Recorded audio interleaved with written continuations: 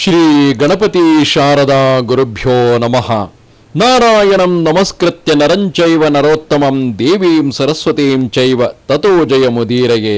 ಶ್ರೋತೃಗಳಿಗೆ ಶ್ರೀಮನ್ ಮಹಾಭಾರತದ ಆದಿ ಪರ್ವದಲ್ಲಿ ಕದ್ರು ಮತ್ತು ವಿನತೆಯರಿಗೆ ಕಶ್ಯಪರಿಂದ ವರದಾನ ಮತ್ತು ಅವರಿಂದ ಪುತ್ರಪ್ರಾಪ್ತಿಯಾದುದು ಎಂಬ 16ನೆಯ ಅಧ್ಯಾಯಕ್ಕೆ ಸ್ವಾಗತ. ಶೌನಕರು ಕೇಳುತ್ತಾರೆ, ಸೌತೆ ತ್ವಂ ಕಥಯಸ್ವೇಮಾಂ ವಿಸ್ತರೇಣ ಕಥಾಂ ಪುನಃ ಆಸ್ತಿಕಸ್ಯ ಕವೇ ಸಾಧೋ ಶುಶ್ರೂಷಾ ಪರಮಾಹಿನಃ. ಸೌತಿಯೇ, ನೀನು ಜ್ಞಾನಿಯಾದ ಮಹಾತ್ಮನಾದ ಸಾಧುವಾದ ಆಸ್ತಿಕನ ಕಥೆಯನ್ನು ಬಹಳ ಸಂಕ್ಷೇಪವಾಗಿ ಹೇಳಿಬಿಟ್ಟಿರುವೆ. ಆ ಮಹಾನುಭಾವನ ಕಥೆಯನ್ನು ವಿಸ್ತಾರವಾಗಿ ಹೇಳು. ವಿಶದವಾಗಿಯೇ ಕೇಳಬೇಕೆಂಬ ವಿಶೇಷವಾದ ಇಚ್ಛೆಯು ನಮಗುಂಟಾಗಿದೆ. ಆ ಮಹಾನುಭಾವನ ಕಥೆಯನ್ನು ಹೇಗೆ ನಡೆಯಿತೋ ಹಾಗೆಯೇ ಹೇಳು. ಮಧುರಂ ಕಥ್ಯತೆ ಸೌಮ್ಯ ಶ್ಲಕ್ಷ್ಣಾಕ್ಷರ ಪದಂ ತ್ವಯ ಪ್ರಿಯಾಮಹೇ ಭೃಶಂ ತಾತ ಪಿತೇ ವೇದಂ ಪ್ರಭಾಷಸೆ. ನೀನು ಕಥೆಯನ್ನು ಬಹಳ ಮಾಧುರ್ಯದಿಂದ ಹೇಳುವೆ. ನಿನ್ನ ಮುಖಾರವಿಂದದಿಂದ ಬರುವ ಒಂದೊಂದು ಅಕ್ಷರವು ಒಂದೊಂದು ಪದವು ಸಹ ಸ್ಪಷ್ಟವಾಗಿದ್ದು ಸುಮಧುರವಾಗಿರುತ್ತದೆ. ನಿನ್ನ ತಂದೆಯವರಾದ ಲೋಮಹರ್ಷಣರು ಕಥಾಪ್ರವಚನ ಮಾಡುವಂತೆಯೇ ನೀನು ಸುಮಧುರವಾಗಿ ಕಥಾಪ್ರವಚನವನ್ನು ಮಾಡುವೆ. ಇದರಿಂದ ನಾವು ಸುಪ್ರೀತರಾಗಿದ್ದೇವೆ. ನಿನ್ನ ತಂದೆಯವರು ನಮಗೆ ಪ್ರವಚನ ಹೇಳುವುದರಲ್ಲಿಯೇ ಸರ್ವದಾ ನಿರತರಾಗಿರುತ್ತಿದ್ದರು. ಅವರು ನಿನಗೆ ಆಸ್ತಿಕನ ಆಖ್ಯಾನವನ್ನು ಹೇಗೆ ಹೇಳಿದ್ದಾರೆಯೋ ಹಾಗೆಯೇ ನಮಗೂ ಅದನ್ನು ಹೇಳು. ಆಯುಷ್ಮಂತರೇ, ಸೂತರು ಹೇಳುತ್ತಾರೆ, ನಿಮ್ಮ ಆಶಯದಂತೆಯೇ ಆಸ್ತಿಕನ ಉಪಾಖ್ಯಾನವನ್ನು ನಾನು ನನ್ನ ತಂದೆಯವರಿಂದ ಹೇಗೆ ಕೇಳಿದೆನೋ ಹಾಗೆಯೇ ಹೇಳುತ್ತೇನೆ. ದೇವಯುಗದಲ್ಲಿ ಅಂದರೆ ಸತ್ಯಯುಗದಲ್ಲಿ ಪ್ರಜಾಪತಿ ಬ್ರಹ್ಮನಿಗೆ ಕದ್ರು ಮತ್ತು ವಿನತೆಯರೆಂಬ ಇಬ್ಬರು ಹೆಣ್ಣು ಮಕ್ಕಳಿದ್ದರು. ಅವರು ಬಹಳ ಚೆಲುವೆಯರಾಗಿಯೂ ಗುಣಸಂಪನ್ನೆಯರಾಗಿಯೂ ಇದ್ದರು. ಹೆಣ್ಣು ಮಕ್ಕಳಿಬ್ಬರು ಪ್ರೌಢಿಯರಾದೊಡನೆಯೇ ಪ್ರಜಾಪತಿ ಬ್ರಹ್ಮನು ಕಶ್ಯಪರೆಂಬ ತಪಸೋತ್ತಮರಿಗೆ ಅವರನ್ನು ಕೊಟ್ಟು ಮದುವೆ ಮಾಡಿದನು. ಪ್ರಜಾಪತಿಗೆ ಸಮರಾದ ಕಶ್ಯಪರು ಅವರಲ್ಲಿ ಪ್ರಸನ್ನರಾಗಿ ಯಾವುದಾದರೂ ವರವನ್ನು ಕೇಳಿಕೊಳ್ಳಿ ಎಂದು ಆ ಹೆಣ್ಣು ಮಕ್ಕಳಿಗೆ ಹೇಳಿದರು. ಕಶ್ಯಪರಿಂದ ಶ್ರೇಷ್ಠವಾದ ವರವು ಲಭಿಸುವುದು ಎಂಬುದನ್ನು ಅವರಿಂದಲೇ ಕೇಳಿದೊಡನೆಯೇ ಶ್ರೇಷ್ಠ ಸ್ತ್ರೀಯರಾದ ಕದ್ರು ವಿನತೆಯರು ಅನಿರ್ವಾಚ್ಯವಾದ ಆನಂದವನ್ನು ಹೊಂದಿದರು. ಮೊದಲಿಗೆ ಕದ್ರುವು, ಪ್ರಾಣೇಶ್ವರ, ಸಮಾನ ಬಲವುಳ್ಳ ಅಪ್ರತಿಮ ಸಾಹಸಿಗಳಾದ 1,000 ನಾಗಗಳು ನನ್ನ ಮಕ್ಕಳಾಗಿ ಜನಿಸುವಂತೆ ಅನುಗ್ರಹಿಸಿರಿ ಎಂದು ಪ್ರಾರ್ಥಿಸಿದಳು. ಕಶ್ಯಪರು ತಥಾಸ್ತು ಎಂದರು. ಆಗ ವಿನತೆಯು, ನನಗೆ 2 ಪುತ್ರರು ಹುಟ್ಟಬೇಕು. ಅವರು ಕದ್ರುವಿನ 1,000 ಮಕ್ಕಳ ಪರಾಕ್ರಮವನ್ನು ಮೀರಿಸುವವರಾಗಬೇಕು ಎಂದು ವರವನ್ನು ಬೇಡಿದಳು. ಕಶ್ಯಪರು ತಥಾಸ್ತು ಎಂದರು. ವಿನತೆಯು ತನ್ನ ಪ್ರಾರ್ಥನೆಗೆ ಅನುಸಾರವಾಗಿ ಕಶ್ಯಪರಿಂದ ವರವನ್ನು ಪಡೆದು ಸಂತುಷ್ಟಳಾದಳು. ಅಧಿಕ ಬಲಿಷ್ಠರು ಪರಾಕ್ರಮಿಗಳು ಆದ ಪುತ್ರರನ್ನು ಪಡೆದು ಕೃತಕೃತ್ಯಳಾಗುವೆನೆಂದು ಭಾವಿಸಿದಳು. ಸಮಾನ ತೇಜಸ್ವಿಗಳಾದ 1000 ಪುತ್ರರನ್ನು ಪಡೆಯುವ ವರವನ್ನು ಪಡೆದುಕೊಂಡ ಕದ್ರುವೂ ಸಂತುಷ್ಟಳಾದಳು. ಹೀಗೆ ತಮ್ಮ ತಮ್ಮ ಮನಸ್ಸಿನ ಅಭಿಲಾಷೆಗಳಿಗೆ ಅನುಸಾರವಾದ ವರಗಳನ್ನು ಪಡೆದು ಕದ್ರು ವಿನತೆಯರ ಆನಂದಕ್ಕೆ ಪಾರವೇ ಇರಲಿಲ್ಲ. ಕಶ್ಯಪರು ಅರಣ್ಯಕ್ಕೆ ತೆರಳುವ ಮೊದಲು ಇಬ್ಬರನ್ನು ಕರೆದು ಗೃಹಕೃತ್ಯ ವಿಷಯದಲ್ಲಿ ಕೆಲವು ಉಪಯುಕ್ತ ಸಲಹೆಗಳನ್ನು ಕೊಟ್ಟರಲ್ಲದೆ, ಧಾರ್ಯೌ ಪ್ರಯತ್ನತೋ ಗರ್ಭಂ, ನಿಮ್ಮ ಗರ್ಭವನ್ನು ಜೋಪಾನವಾಗಿ ಕಾಪಾಡಿಕೊಳ್ಳಿರಿ ಎಂದು ಹೇಳಿ ಹೊರಟು ಹೋದರು.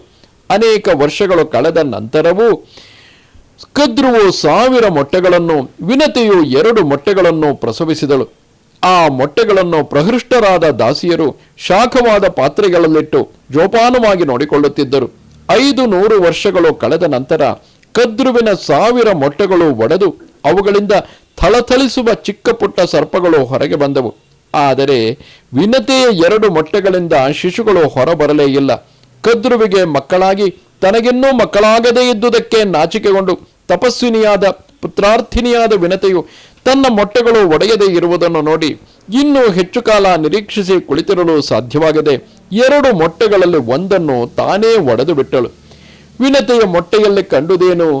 ಅರ್ಧ ರಚನೆಯಾದ ಶರೀರ, ತಲೆಯಿಂದ ಸೊಂಟದವರೆಗೆ ಸುಂದರವಾದ ಆಕಾರವು ಹೊಂದಿತ್ತು. ಕೆಳ ಭಾಗವನ್ನು ಬೆಳೆಯುವುದರಲ್ಲಿತ್ತು. ಅಷ್ಟರೊಳಗೆ ಪ್ರಮಾದವು ಸಂಭವಿಸಿಬಿಟ್ಟಿತು. ಅದೃಷ್ಟವಶದಿಂದ ಆ ಶಿಶುವಿಗೆ ಚೈತನ್ಯವು ಬಂದಿತ್ತು. ಪ್ರಜ್ವಲಿಸುವ ಕಾಂತಿಯಿಂದ ಬೆಳಗುತ್ತಿದ್ದ ಶಿಶುವು ತಾಯಿಯ ಮುಖವನ್ನು ದೂರದೂರನೆ ನೋಡಿತು. ತಾಯಿಯು ಶಿಶುವಿಗೆ ಮಹಾಪರಾಧ ಮಾಡಿದ್ದಳು. ಶಿಶುವು ಅಂಗಹೀನವಾಗಲು ತಾಯಿಯೇ ಕಾರಣಳಾಗಿದ್ದಳು. ಶಿಶುವಿಗೆ ಬಹಳ ಕೋಪ ಬಂದಿತ್ತು.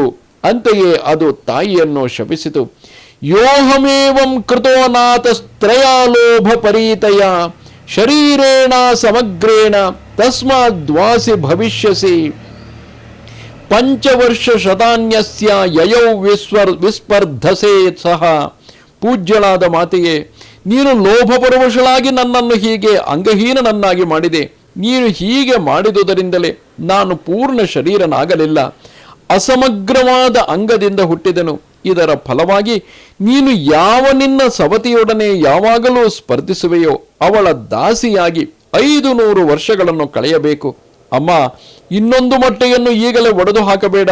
ನಾನಿದ್ದ ಮೊಟ್ಟೆಯನ್ನು ಒಡೆದಂತೆಯೇ ಒಡೆದು ತಪಸ್ವಿಯಾದ ನನ್ನ ತಮ್ಮನನ್ನು ಅಂಗರಹಿತನನ್ನಾಗಿ ಅಥವಾ ವಿಕಾರವಾದ ಅಂಗವುಳ್ಳವನನ್ನಾಗಿ ಮಾಡಬೇಡ. ಏಷ ಚತ್ವಾಂ ಸುತೋ ಮಾತಾರ್ದಾಸಿ ತ್ವಾನ್ ಮೋಚಯಿಷ್ಯಸಿ. ಆ ಶಿಶುವು ನಿನ್ನ ದಾಸ್ಯ ಜೀವನವನ್ನು ವಿಮೋಚನೆಗೊಳಿಸುವುದು. ಪ್ರತಿಪಾಲಯಿತವ್ಯಸ್ತೆ ಜನ್ಮಕಾಲೋಸ್ಯ ಧೀರಯ ವಿಶಿಷ್ಟಂ ಫಲಮೇಪ್ಸನ್ವಾ ಪಂಚವರ್ಷ ಶತಾತ್ಪರಃ. ಆದುದರಿಂದ ವಿಶಿಷ್ಟ ಬಲಸಂಪನ್ನನಾದ ಬಾಲಕನನ್ನು ನೀನು ಅಪೇಕ್ಷಿಸುವೆಯಾದರೆ ಧೈರ್ಯವನ್ನು ತಾಳಿಕೊಂಡು ಈ ಮೊಟ್ಟೆಯನ್ನು ಕಾಪಾಡುತ್ತಿರಬೇಕು. 500 ವರ್ಷಗಳ ನಂತರ ಈ ಮೊಟ್ಟೆಯಿಂದ ಶಿಶುವನ್ನು ಪ್ರತೀಕ್ಷಿಸಬೇಕು. ಶೌನಕರೇ, ಹೀಗೆ ವಿನತೆಯ ಮಗನು ತಾಯಿಗೆ ಶಾಪವನ್ನಿತ್ತು ಅಂತರಿಕ್ಷಕ್ಕೆ ಹೊರಟು ಹೋದನು. ಅವನಿಗೆ ಅರುಣನೆಂದು ಹೆಸರಾಯಿತು. ಅವನು ಯಾವಾಗಲೂ ಮುಂಜಾನೆ ಕಾಣಿಸಿಕೊಳ್ಳುತ್ತಾನೆ. ಅನುದಿನವೂ ಸೂರ್ಯನ ರಥದಲ್ಲಿ ಕುಳಿತು ಸಾರಥ್ಯವನ್ನು ಮಾಡುತ್ತಿರುತ್ತಾನೆ. ಗರುಡೋಪಿ ಯಥಾಕಾಲಂ ಜಗ್ನೇ ಪನ್ನಗ ಭೋಜನ ಸಜಾತ ಮಾತ್ರೋ ವಿನತಾಂ ಪರಿತ್ಯಜ್ಯ ಖಮಾವಿಶತ.